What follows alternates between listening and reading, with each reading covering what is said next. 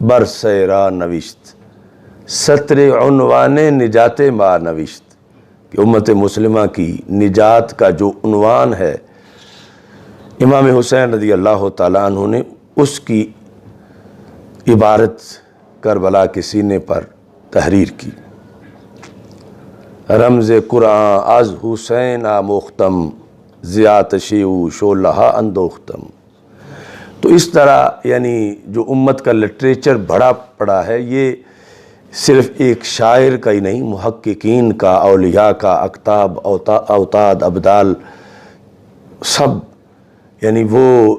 اس قدر بڑا کردار امام حسین رضی اللہ تعالیٰ عنہ کا مانتے ہیں، اس سے خراج تحسین پیش کرتے ہیں۔ دوسری طرف جس طرح کے ذکر کیا کہ اس کو حفظ دنیا قرار دیا جا رہا ہے کہ حکومت چاہیے تھی، اقتدار چاہیے تھا یا اچھے دنوں کی تلاش،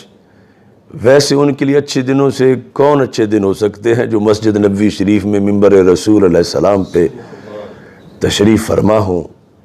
تو اس سے بڑھ کر اور اچھے دن کون سے ہو سکتے ہیں۔ تو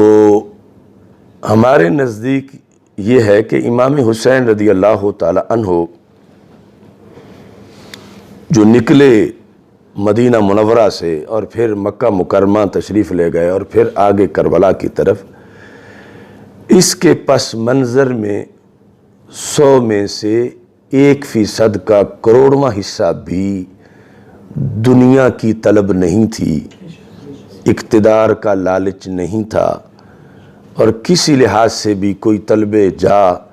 یا اس طرح کی کوئی چیز نہیں تھی، بلکہ 100% سے زائد امر بالمعروف اور نہی عن المنکر کا جو فریضہ تھا، اس کی اہمیت پیش نظر تھی کہ آج اگر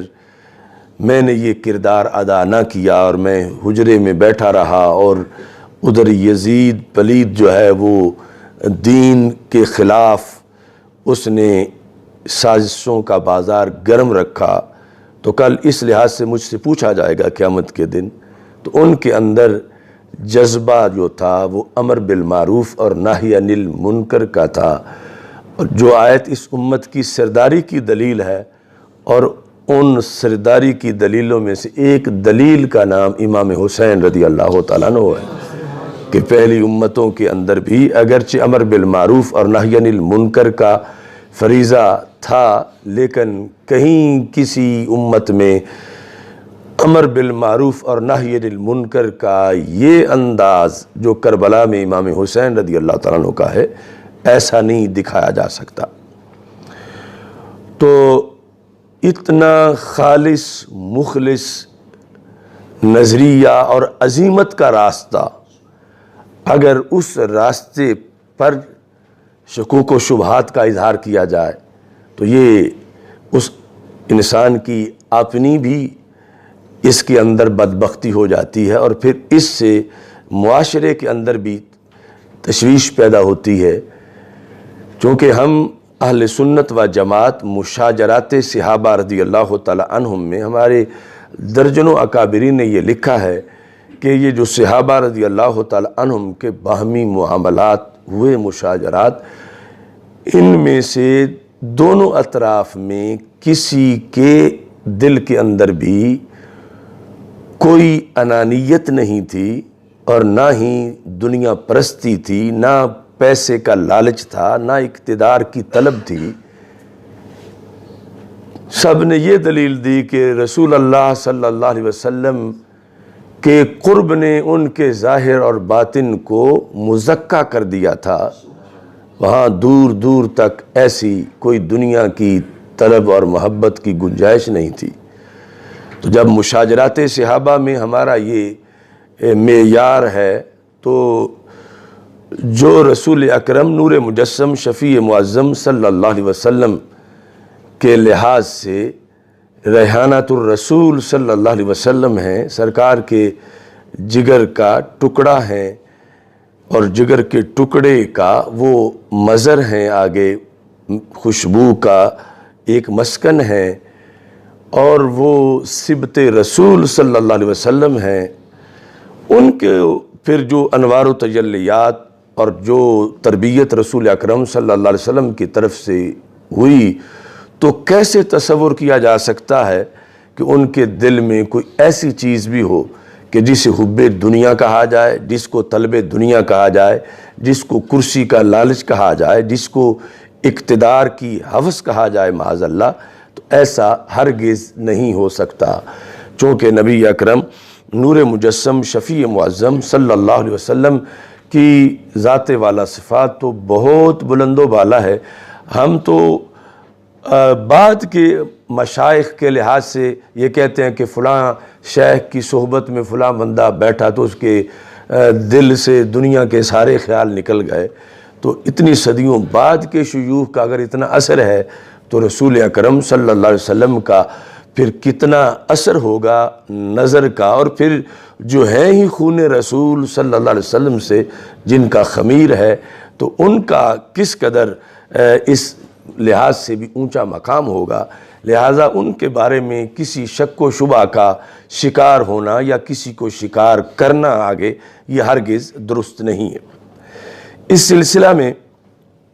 ویسے تو یہ موضوع اپنے طور پر ہی بڑا لمبا ہے، لیکن اختصار کے ساتھ پہلے ہم اس کا جائزہ لیتے ہیں کہ امام حسین رضی اللہ تعالی عنہ کے جانے کا مقصد کیا تھا۔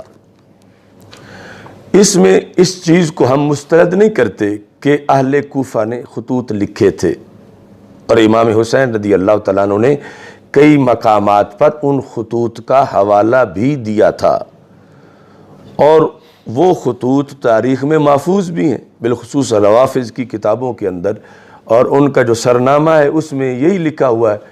کہ این عریضائیس از فدویانو شیان آ حضرت، یعنی اپنا تعارف ان لفظوں سے وہ کروا کے انہوں نے خط لکھے۔ لیکن امام حسین رضی اللہ تعالی عنہ کے راہ کربلا کو اختیار کرنے کے اندر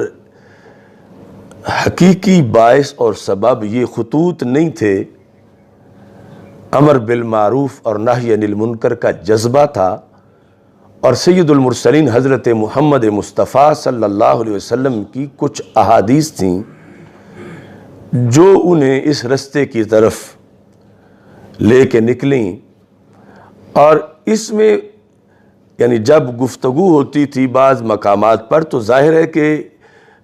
جو خطوط لکھنے والے تھے انہیں تو کم از کم خطوط کا حوالہ بھی دیا جا سکتا تھا کہ تم کچھ حیا کرو، کچھ شرم کرو، تمہارے خطوں کی جو بوری بھری ہوئی ہے، تم تو خود مجھے بلانے والے ہو۔ تو یعنی اس انداز میں ضمناً ان خطوط کا تذکرہ ہوا، اور ان خطوط کی حیثیت تھی، اور یہ کہ شرعی طور پر جب کسی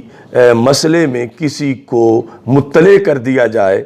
اور کہ دعوت دی جائے کہ تم آ کے یہاں کردار ادا کرو، جس طرح کہ آج کہیں کوئی واقعہ ہو جاتا ہے اور وہاں کے لوگ کسی عالم دین سے رابطہ کرتے ہیں، تو اب اس کی ذمہ داری عام لوگوں سے بڑھ جاتی ہے، تو اس قسم کا یعنی ان خطوط کا دخل ہے۔ لیکن امام حسین رضی اللہ تعالی عنہ کے اس اتنے بڑے سفر عظیمت کا باعث ہرگز وہ خطوط نہیں تھے، اور نہ ہی امام حسین کوئی دھوکہ کھائے ہوئے تھے ان سے کہ ان خطوط پر اعتماد جو تھا وہ اس کے پیش نظر آگے جا کے یکسر یہ